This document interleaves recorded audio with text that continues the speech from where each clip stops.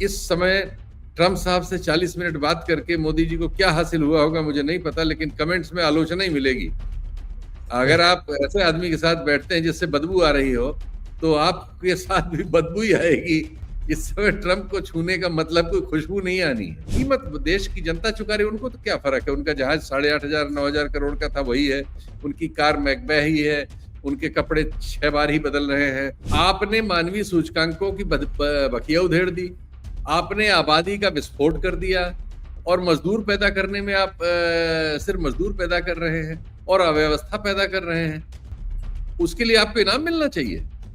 यानी जिन चीजों पे आपको दंड मिलना चाहिए उस पे आपको इनाम मिल रहा है। इस तरह का कोई, ये तो अन्याय है ना सीधे सीधे। ये सरकारें दबाव पर चलती हैं। नमस्कार, मैं हूं संजीव श्रीवास्तव। आप देख रहे हैं 4 PM। दोस्तों, ईरान की इजराइल और अमेरिका से चल रही जंग के बीच विश्व व्यवस्था बदल रही है, इस तरह की सूचनाएं लगातार आ रही और दुनिया बेहद बेहद संकट में है। हल कुछ निकलता नजर आ नहीं रहा और दुनिया भर के जो देश हैं वो अपने मुल्क के बारे में सोच रहे हैं, अपनी जनता, अपने आवाम को लेकर कुछ न कुछ ऐसा करने की कोशिश कर रहे हैं जिससे कि उन्हें राहत मिल सके। लेकिन हम भारत को यदि इस दिशा में उठाएं लें जहां से हम आते हैं, उस संदर्भ को टटोलें, तो दिखने में आता है, देखने में आता है कि हमारी जो हुकूमत है, हमारे जो हुक्मरान हैं, उनकी चिंताएं बहुत नजर आती नहीं। अगर ये वो कर रहे हैं तो वो बताते नहीं है कि वो आखिर कर क्या रहे हैं। और जो संकट है वो तो दुनिया के सामने है ही, और हम जो भारतवासी उनके समक्ष भी निरंतर बढ़ रहे हैं, आ रहे हैं, हम उसे भोग रहे हैं। और जो जैसा मैं कह रहा था कि हमारे जो महामानव हैं, हमारे जो नॉन बायोलॉजिकल मैन अपने आप को कहने वाले प्रधानमंत्री जी हैं, उनकी सरकार है, उनके जो सहयोगी हैं, उनकी उधेड़बुन अलग दिशा में है। वो तो जो 2047 का भारत है अभी उसी पर फोकस किए हुए हैं, और उस फोकस के लिए जो तमाम उठापटक, किस तरीके से देश का ध्यान बांटा जाए, किया जाए, और कैसे ये जो संकट है वो संकट अलग अलग कहीं उसको बांट कर दिखाया जाए, वो उस दिशा में, उस उधेड़बुन में जुटे लगे नजर। और अभी जो सबसे खास मसला है, जो परिसीमन, जो हमारी लोकसभा की सीटें हैं, 850 सीटें कर देने वाला मसला मामला है। 3 दिन का विशेष सत्र कल से शुरू हो रहा है, 3 दिन चलने वाला है वो, और 3 अलग अलग बिल आ रहे हैं और बड़ा उसे लेकर कहीं चिंताएं हैं, क्योंकि जिस तरह की एक जिस तरह का ड्राफ्ट सामने आया उसमें साफ तौर पर हो रहा है कि जो हिंदी भाषी राज्य है, उत्तर जो क्षेत्र है, वहां 200 नई सीटें इसके तहत करने की उधेड़बुन है। और दक्षिण जो है, दक्षिण 63-65 पे सिमट रहा है और एक असंतुलन की ओर बढ़ रहा है। और उत्तर दक्षिण के बीच जो है कहीं शमशीरें खिंचती दिख रही हैं, और दक्षिण ने ऐलान कर दिया है। जो स्थिति है, परिस्थितियां हैं, हाल है, जो आ रहा है जो संसद का विशेष सत्र है जिसमें ये बिल लाए जा रहे हैं, इस पर और कुछ और भी मसले मुद्दे हैं। बिहार भी है, बिहार के अलावा जो अभी जंग की स्थिति बनी हुई है, जहां जो डोनाल्ड ट्रंप बार बार अलग अलग बयानबाजी करते हैं, इन्हीं सब पर बातचीत करने के लिए चलेंगे एक बेहद बेहद खास मेहमान के पास। सबसे पहले उन्हें जोड़ना चाहूंगा, जोड़ता हूं, जुड़ गए हमसे शीतल पी सिंह साहब। शीतल सर, बहुत बहुत स्वागत, आपने हमें वक्त दिया। और मैं सीधे यही जानना चाहूंगा कि 850 सीटें लोकसभा की, बिना विमर्श, बिना किसी को विश्वास में लिए, सीधे ये जो है, और कहीं जो उत्तर से जिस तरीके से सीटें बढ़ने का एक सिलसिला नजर आ रहा है, उसमें 200 के लगभग सीटें, और दक्षिण से जो शिकायत है, दक्षिण से जो आवाज उठ रही है कि ये जो है बहुत अनुचित होगा और एक असंतुलन पैदा करेगा, और एक पूरे का पूरे आंदोलन की तैयारी भी हो रही है। तो देश का विभाजन कुछ नया किस और ले जा रहे हैं मोदी जी? देश को बहुत सारे गम है जमाने में भी, भारत को बहुत सारी चीजें करना, लेकिन ये इस राग को इतना जबरदस्त क्यों? यही जो शुरुआत। देखिए, मोदी जी के साथ ये है कि उनको जो उन्होंने चाहा वो करने में सफलताएं मिल रही हैं। 1-2 मामलों में उनको कठिनाइयां हुई, जैसे किसान आंदोलन वाले मामले में उनको वापस लेना पड़ा। 1-2 और चीजों में ऐसा हुआ, लेकिन ज्यादातर मामलों, जैसे वो एक बार जमीनों को लेने के सिलसिले में जो सरकार में आते ही अगले साल वो लेके आए थे, उसमें भी उन्हें विड्रॉ करना पड़ा था। बाकी मामले वो जो चाह रहे हैं वो करा लेते हैं। तो इसलिए उनकी इस तरह की समझ उनमें बढ़ना स्वाभाविक है, और उनके पीछे जो संगठन है आरएसएस नाम का, वो सब लोगों का एक संवेद इस तरह की अप्रोच है कि एक लंबे समय तक कैसे इस देश में राज वो कर सकें, इसकी व्यवस्था बनाने के लिए वो इस तरह के चीजें करते जा रहे हैं धीरे धीरे। ऐसा ज्यादातर तानाशाहियों में लोगों ने किया है। हंगरी में अभी अभी देखिए हारे हैं ओरबान साहब, उन्होंने भी लगभग ये सब कर लिया था, मीडिया कंट्रोल कर लिया था, कानून कायदे बदल लिए थे, चुनाव आयोग में वो सब कर लिया था, एजेंसीज का बेजा इस्तेमाल करते थे, एक लोकल शत्रु पैदा कर लिया था। ये सब चीजें मिलती जुलती सी हैं। दक्षिणपंथी जहां भी दुनिया में ये सब करते हैं, बहुत सारी चीजें उसमें कॉमन होती हैं। भारत में सिर्फ एक चीज उसमें से भिन्न है कि इस तरह का ऑर्गेनाइजेशन आरएसएस की तरह का इतना विशाल किसी और के पास नहीं था, जो और समर्थ हो गया है सत्ता में आने के बाद। दूसरे, हमारे यहाँ जो जाति के आधार पर विभाजन है, वो अपने आप में एक इससे भी बड़ा संगठन है, वो आरएसएस का भी बाप है। और उसमें जो हजारों साल से जो प्रभुत्वशाली जातियां थी, क्योंकि वो इस दौर में उसमें पर्टिकुलरली नॉर्थ इंडिया में और वैसे तो ऑल इंडिया में इस तरह से संगठित होके इस डिस्पेंसेशन के साथ जुड़ गई हैं। और चूंकि लगभग हर जगह उनका प्रभुत्व है, चाहे मीडिया हो, चाहे जुडिशरी हो, चाहे ब्यूरोक्रेसी हो, एजुकेशन हो, तो इससे सबसे क्या हो रहा है कि उनको ये सब करने में सुविधा हो रही है, क्योंकि वो कोर्ट जाते हैं तो वहां से उनको सुविधा हो जा रही है। जो एजेंसीज हैं, जो स्वायत्त हमारे यहाँ संस्थान है, उन्होंने अपनी स्वायत्तता त्याग के सरेंडर कर दिया है। तो कुल मिला जुला के जो परिस्थिति है वो इस तरह के तानाशाहियों के अनुकूल हो गई है। इसलिए ये जो मन में आए सो सोच रहे हैं। ये जो डिलिमिटेशन की चीज 71 से 76 के बीच हुई थी, उसके मतलब अंदर आधार ही यही था कि जो लोग आबादी को नियंत्रित करने का काम करेंगे उनके साथ अन्याय नहीं होगा इस बात पर कि उनकी संख्या कम है या ज्यादा है। लेकिन अब वही उनके लिए अभिशाप हो गया। यानी उन्होंने इस देश में अपनी अर्थव्यवस्था बेहतर की, समाज व्यवस्था बेहतर की, आबादी पर कंट्रोल रखा, और जिन्होंने इन सब चीजों में नहीं कुछ किया और जो एकदम आवारा रहे जिसे कहा जाए, जिन्होंने देश की समस्याएं बढ़ाई ज्यादा लोगों को पैदा करके और विकास और अन्य चीजों में बिल्कुल फसड रहे, उनको इनाम मिलने जा रहा है, क्योंकि उनकी संख्या को गिन के राजनीति में फायदा उठाया जा रहा है। अब तो बिहार में भी चूंकि बीजेपी का मुख्यमंत्री हो गया, तो एक तरह से उत्तर भारत पूरा मध्य और उत्तर भारत पूरी तरह से बीजेपी के कब्जे में है। इन्हीं जगहों में सीटें बढ़ने वाली हैं, और सिर्फ उत्तर प्रदेश बिहार की सीटें डिलिमिटेशन अगर जिस तरह से सोचा जा रहा है उस तरह से लागू होता है, तो वो पूरे दक्षिण भारत की सीटों से भी 70-80 सीट ज्यादा होंगी।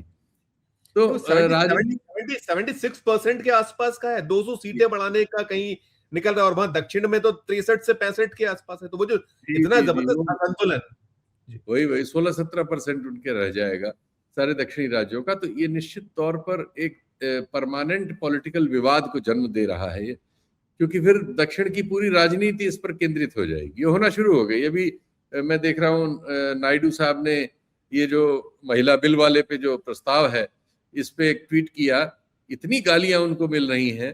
पूरा दक्षिण जो है उनको मतलब पता नहीं वो क्या सोच के किन लाभ, इस समय तो समझना मुश्किल है कि राजनीति में लोग किस तरह के लाभ की वजह से ये सब करते हैं।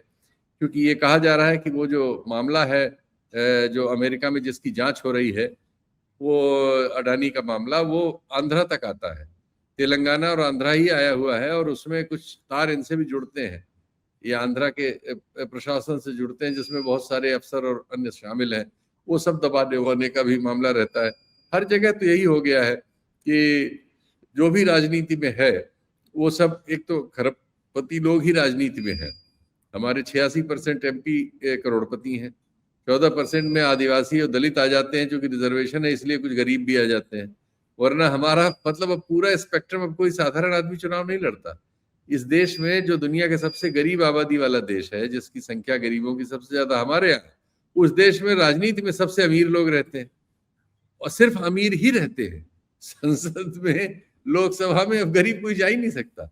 कैसे जा सकता है? एक चुनाव 20-25 करोड़ 50 करोड़ का हो गया है, और उसमें भी घुड़दौड़ रहती है कई जगह, तो उससे भी ज्यादा वाले लोग हैं। पार्टियां वो जिनके पास पैसे ज्यादा हैं वो ज्यादा सीटें जीत रही हैं, जिनके पास सेठ लोग ज्यादा हैं वो ज्यादा जीत रहे हैं। सब चीजें ध्रुवीकृत होती जा रही, कम लोगों के पास ज्यादा लोगों की जबान कब्जे में हो रही है। तो ये जो फैसला है ये तो पूरी तरह से उसी दिशा में आगे बढ़ जाएगा, और निश्चित तौर पर ये देश में एक नए विवाद को, जिसका हमें पता नहीं कि वो बंटवारे में हम इन शब्दों का इस्तेमाल न करें तो अच्छा है, क्योंकि ये सुन के वो होता है, कोफ्त होती है, लेकिन हम ऐसे फैसले कर रहे हैं कि इन शब्दों को हम छुपा भी नहीं पाएंगे। तो ये बहुत ही खराब परिस्थिति को हम खुद ही जन्म दे रहे हैं। अब क्या कहा जाए, क्योंकि ये नॉर्थ इंडिया के तो आदमी सोचेगा चलो हमारी तो सीट बढ़ रही है, हमारी ताकत बढ़ रही है, और जाके वहां मजदूरी करता है वो दक्षिण में। तो ये जो होगा, एमके स्टालिन वाला तो आ ही गया है, उन्होंने कह दिया है कि वो जो है तो फिर हर घर से निकलेगा। फिर जो रेवंत रेड्डी ने एक पत्र भी लिखा हुआ है, वो चाहे स्टालिन हो, चंद्रबाबू नायडू हो, सिद्धारमैया हो, पिनराई विजयन हो या एन रंगास्वामी हो, कि एकजुट हो जाइए। तो ये अब हम मजबूर है ना कि ये तो फिर वही स्थितियां पैदा करने की ओर जा रहे हैं, शायद 1960s वाले दौर की। शायद एग्जैक्टली वही करने जा रहे हैं, एग्जैक्टली वही करने जा रहे हैं। अब ये क्यों कर रहे हैं, अब वो तो क्यों कर रहे हैं उसकी समझ में आता है। उनको ये है कि इस समय उनका सब चीजों पर नियंत्रण है, जिन चीजों पर नहीं था उन पे भी हो गया है। जिनको स्वतंत्र रहना था उन्होंने हथियार डाल दिए हैं, जिनको लोकतंत्र बचाना था वो उनके बुलडॉग में बदल गए हैं। तो ऐसे में कोई भी सत्तावान जो है इस तरह की भ्रांतियों में जा सकता है। तो अभी अगर ये लोग जा रहे हैं तो उसकी पूरी वजह मौजूद हो गई है हमारे देश में। जी, ये आधार ठीक लगता है, इसमें कोई और रास्ता नहीं हो सकता है कि जिस तरीके से आप कर रहे हैं। ठीक है, होना चाहिए कि 1971 में हुआ था, लेकिन जो उसके पैरामीटर्स है उस पे तो कहीं कुछ, जो बार बार कहा जा रहा है कि एक आप सर्वदलीय बैठक बुलाइए, विमर्श करिए, कहीं कुछ नहीं है। और 2/3 जो मेजोरिटी की बात है, आप कैसे फिर इसको, क्या सीन बनने वाला है? क्योंकि कह दिया कांग्रेस ने हम तो इसको जो है विरोध करेंगे। सोनिया जी की वो जो आलेख था हिंदू में 2 दिन पहले, कहीं कोई आपत्ति है, कहीं कोई किसी चीज पे मान ही नहीं है। तो इस पे एक सर कैसे इसको, नहीं, वो चाहेंगे कि इस पे विरोध करें। जो लोग विरोध करेंगे उनको उत्तर भारत के राज्यों में वो कहेंगे हम तो परिसीमन कर रहे थे, आपको नुकसान, देखो इन्होंने आपके साथ धोखा किया। वो ये अजीब पार्टी है ना, ये दक्षिण भारत में दूसरी बात करेगी, उत्तर भारत में दूसरी बात करेगी, बंगाल में तीसरी बात करेगी, कहीं चौथी बात करेगी। तो जो लोग इसके खिलाफ, अभी तो बहुत सी रीजनल पार्टियों का स्वर नहीं आया है, तो ये लोग क्या करेंगे क्या नहीं करेंगे, ये अलग लोग हैं। और हमारे यहाँ एक अजीब परंपरा है, कोई राजनीतिक धारा है नहीं, बिक जाते हैं लोग, कोई एब्सेंट हो जाएगा, कोई कुछ करेगा, इस तरह की बहुत सारी चीजें हैं। उनका अपना कैलकुलेशन होगा, और न भी हो तो वो तो चुनाव में बेचने के लिए उनके पास एक बहुत बड़ी चीज हो ही जाएगी, तो वो करेंगे। अब देखते हैं, अभी तो वो वादे कर रहे हैं कि नहीं हम ऐसा नहीं करेंगे, वैसा करेंगे, वैसा नहीं करेंगे, ऐसा करेंगे। बात किसी से कर नहीं रहे, तो किसी को पता नहीं कैसा करेंगे। तो अब उसका ड्राफ्ट जो है, ड्राफ्ट तो डरा रहा है अभी। वो तो ड्राफ्ट तो वही है जो समझा जा रहा है। ड्राफ्ट के आधार पर तो आदमी वही समझ रहा है जो हम आप बात कर रहे हैं, उससे अलग नहीं। और हमसे ज्यादा वो लोग समझ रहे हैं जो प्रभावित होने वाले हैं। और उनको भाई इस बात का आप दंड कैसे दे सकते हैं? उन्होंने इस देश में मानवीय सूचकांकों में अपने राज्य को आपके राज्य से बेहतर रखा। आपने मानवीय सूचकांकों की बखिया उधेड़ दी, आपने आबादी का विस्फोट कर दिया, और मजदूर पैदा करने में आप सिर्फ मजदूर पैदा कर रहे हैं और अव्यवस्था पैदा कर रहे हैं। उसके लिए आपको इनाम मिलना चाहिए, यानी जिन चीजों पे आपको दंड मिलना चाहिए उस पे आपको इनाम मिल रहा है। इस तरह का कोई, ये तो अन्याय है ना सीधे सीधे। तो अन्याय के खिलाफ तो फिर प्रतिकार होगा। और जो परिसीमन आयोग जो निकल कर आ रहा है, उसकी शक्ल भी वही है जो बार बार कहा जाता है। जो इलेक्शन कमीशन ऑफ इंडिया है वो मोदी जी का परिसीमन आयोग होगा। उसमें ये भी है कि सुप्रीम कोर्ट में मतलब अपील आप कर नहीं पाएंगे, जो फैसला होगा उसका अंतिम होगा। तो ये सब तो बिल्कुल डिक्टेटरशिप वाली स्थिति लगभग वही है कि जो है वो आप जो कह रहे हैं उसी से मैं, वो हर चीज को वहीं ले जा रहे हैं। और कोर्ट्स वगैरह ने जो सरेंडर कर दिया है, अभी देखिए इतना बड़ा पाप होने जा रहा है कि बंगाल में कई लाख लोग जो है उनको डिसाइड किए बिना आप चुनाव करा रहे हैं। और हाँ, सुप्रीम कोर्ट ने भी हाथ खड़े कर दिए हैं। ये क्या है? सबसे बुरा तो ये हो रहा है ना कि जिनको कानून की व्याख्या करनी है, जिनको संविधान की रक्षा करनी है, वो हाथ खड़े कर देते हैं, कमेंट करते हैं, ऑर्डर में कुछ है ही नहीं। तो जब ऑर्डर के दम नहीं रहेंगे, खत्म हो गया मामला, सब बहुत खराब हो गया है। अब ये कब तक कितना खराब होना है, हम लोग तो इस पे बात कर रहे हैं कि हर बार ये और कितना खराब होगा। हर चीज हमारी खराब तो हो गई है, अब और कितना खराब होगी इसकी हमें बात करनी पड़ रही जी। इसमें कुछ कुछ रास्ते देखते हैं, इसमें कुछ निकल सकता था शायद, है ऐसी, ऐसा तो नहीं कि ना निकल पाए। ये जो असंतुलन की स्थिति है और जो बहुत एक वैमनस्यता बढ़ाने वाली स्थिति, इसमें कुछ निकलने की संभावना है तो, लेकिन जब तक बैठेंगे तब निकलेगा नहीं शायद, सुनेंगे नहीं आप। ये सरकारें दबाव पर चलती हैं। किसान आए, 1 साल बैठे, जब उनको लगा चुनाव में हरा सकते हैं तो फिर उन्होंने मान लिया उनकी बात। दक्षिण के राज्यों के जो अभी बयान आए हैं, अगर इसमें वो राजनीतिक रूप से उनकी जनता संगठित होकर कुछ करेगी, इनको लगेगा कि इससे नुकसान हो सकता है, वो नुकसान हो सकता है, कुछ राजनीतिक नुकसान समझ में आएगा, तब ये सुनते हैं, वरना नहीं सुनते। वरना ये सोचते हैं कि ठोक पीट के अपना कर लेंगे, हम खरीद के कर लेंगे, तोड़। अब देखिए नायडू साहब तो मैं उन्हीं की अंतरात्मा में बात कर रहा था कि उन्होंने जितना टोल हो रहे हैं, नायडू साहब की अंतरात्मा तो आपको मार्केट में मिल रही है इस समय, सब लिख रहे हैं कि बिक गया बिक गया बिक गया। तो इस तरह से बिकी हुई बहुत सी आत्माएं डोल रही हैं। तो जब तक वो रहेंगी तब तक इनका विश्वास ये रहेगा कि क्या जरूरत है, लेकिन जब जिसको तकलीफ है अगर वो चीखेगा तो शायद उनको जरूरत समझ में आ जाए। इसमें भी फिलहाल तो यही दिखता है, जो हालात बन रहे हैं, जो जिस तरह का सरेंडर की मुद्राएं हैं, तो वो तीनों बिल पास हो जाएंगे शायद। वो जिस तरीके से साम नाम दंडभेद करा लिए जाएंगे, भले ही 2/3 मेजोरिटी की कहीं जो कमाल हो रहा है राजनीतिक पार्टियों को सीधे सीधे। अभी मैंने एक पोस्ट डाली है कि इधर पिछले 1 महीने में ईडी बंगाल पर बड़ी कृपा दिखा रहा था, सारे फैसले, और सिर्फ अपोजिशन, मतलब जो बीजेपी के खिलाफ वाले थे उन्हीं के छापे पड़ रहे थे। कल राघव चड्ढा को इधर हटाया है आम आदमी पार्टी ने, पंजाब पहुंच गया ईडी पंजाब, हाँ, मित्तल को जिसको बनाया उसके यहाँ छापे पड़ रहे हैं। ये क्या, ये तो ओपन, अब कोई चीज शर्म वरम कुछ नहीं है, कोई लॉजिक नहीं, कोई कुछ नहीं, खुलेआम है कि ऐसा करोगे तो हम ऐसा कर देंगे, और इसको कहीं कोई कानूनन सुनने वाला नहीं। सबसे बड़ी बात ये हो रही है, हमारी समस्याएं इसीलिए विस्फोट करेंगी, जैसे अभी नोएडा में हो रहा है, मजदूर इलाकों में हो रहा है, इधर उधर हो रहा है, ये हमारे विस्फोट आएंगे अब, क्योंकि आप सुन नहीं रहे हैं, और आप न सुनने से जो वातावरण पैदा कर रहे हैं, वो फिर जब सुनवाई नहीं होती तो वो इधर उधर गलत तरीके से प्रस्फुटित होते हैं। तो ये जो रास्ता है, ये संभव जो लोग सत्ता में उनको लग रहा है यही सबसे सही रास्ता है। मैं सर एक उसका मुंह नहीं छोड़ पाऊंगा, जो ईरान वर्सेस इजराइल अमेरिका है, और फिर आया है ट्रम्प साहब तो कह रहे हैं कि 2 दिन में कुछ वार्ता पुनः हो सकती है। इजराइल ने फिर लेबनान पे फिर दागा है, वो है।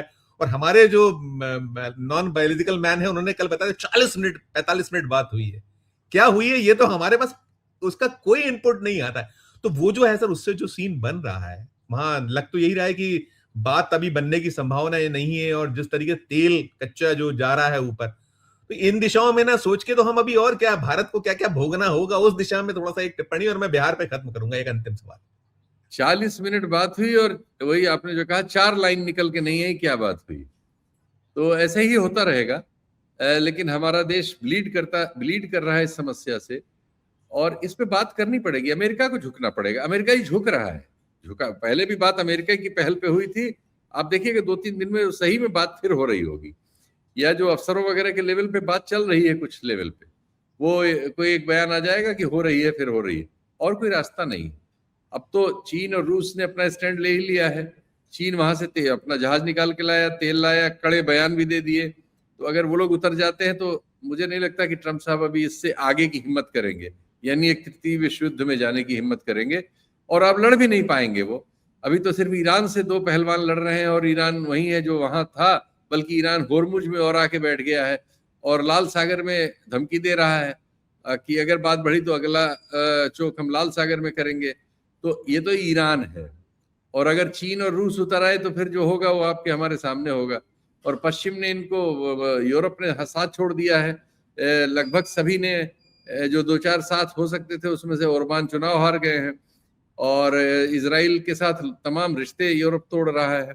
जापान और कोरिया भी बहुत परेशान है। कोरिया के शासक ने तो रंग बदल लिया, उनके प्रेसिडेंट ने तो इजराइल की आलोचना कर दी। जापान की शासिका जो है वो थोड़ा सा ज्यादा राइट विंगर थी, वो कुछ बोली थी तो उनका सारा विपक्ष उनके खिलाफ सड़कों पर उतर आया है।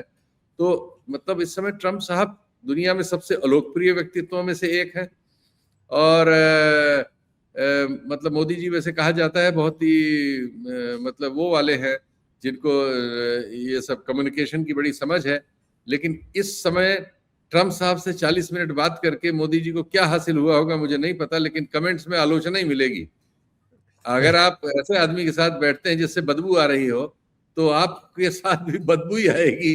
इस समय ट्रम्प को छूने का मतलब कोई खुशबू नहीं आनी है। एक परास्त बड़बोला व्यक्ति जो अपने देश में अलोकप्रिय हो गया है, दुनिया के समाजों में अलोकप्रिय हो गया, अपने दोस्त खो चुका है, युद्ध लड़ने आया था उसमें अपमानित पराजित है, और उसके सारे अड्डे जो है गल्फ कंट्रीज में जो थे वो सब खतरे में पड़ गए हैं, बहुत सारे उड़ गए हैं, और भविष्य में उसको जो जहां था वहां से नीचे ही जाना है।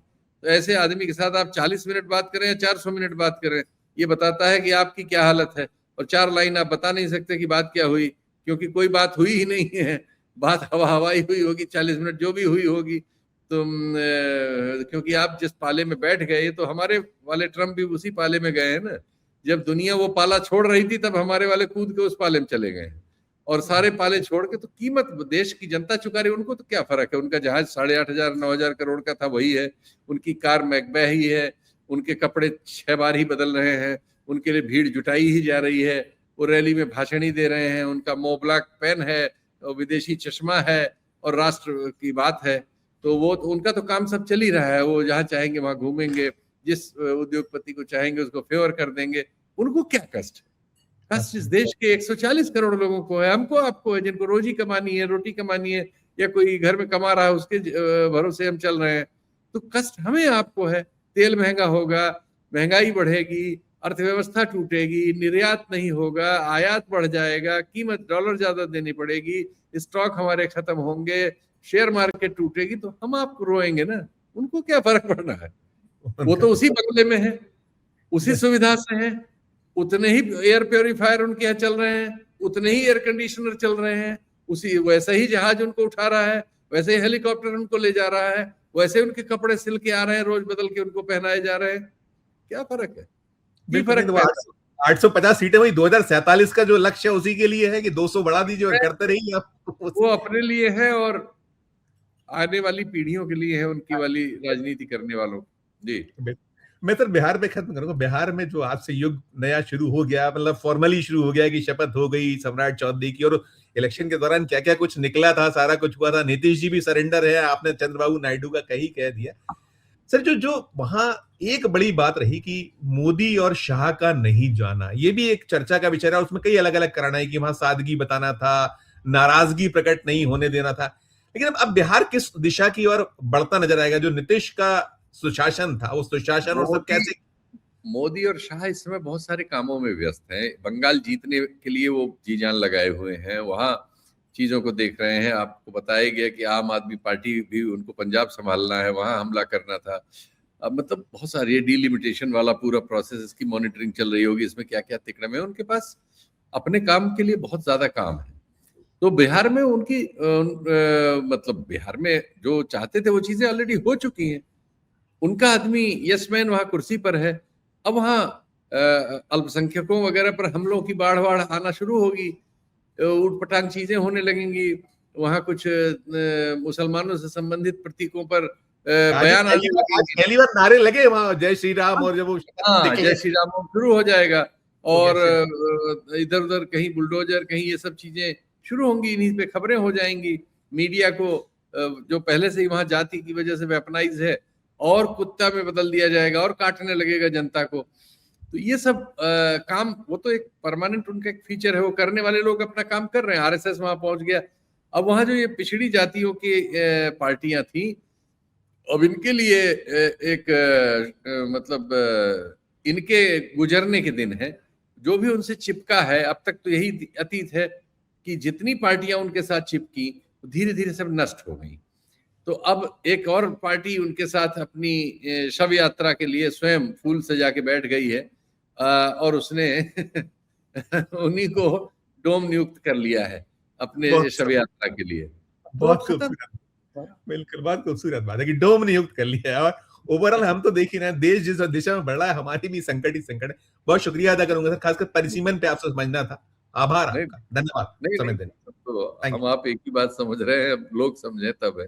Thank you sir, thank you sir. तो आप सुन रहे थे शीतल पी सिंह साहब को, और हम परिसीमन पर बात कर रहे थे। वो बता रहे हैं कि लक्ष्य क्या है मोदी जी के, उनकी सरकार के, और जो उन्होंने बहुत स्पष्ट तौर पर कहा कि जनता से जो जुड़े मसले हैं, मामले हैं, आप 40 मिनट ट्रम्प से बात करिए, लेकिन जो हमारी दिक्कतें हैं, सॉल्यूशन क्या है, जनता को क्या आप दे रहे हैं, और इसी सब खेल में लगे रहिए। और 2047 का भारत स्वयं की जो यात्रा है उसको बढ़ाते रहिए, दल की यात्रा को बढ़ाते रहिए, और देश जो जहां खड़ा है वो पीछे पीछे जाए, इससे कोई बहुत फर्क नहीं पड़ता। यही सारी चर्चा का सार है। आपने सुना, आपकी अपनी जो राय हो, आपकी अपनी जो टिप्पणी हो, इस वीडियो के कमेंट बॉक्स में जाकर जरूर राय प्रकट कीजिए, टिप्पणी कीजिए, और चर्चा अच्छी लगी हो तो चैनल को लाइक कीजिए, सब्सक्राइब कीजिए, ज्वाइन का बटन दबाइएगा तो हमारी हौसला अफजाई होगी। प्यार उसने देखते रहिए 4 PM। धन्यवाद, नमस्कार।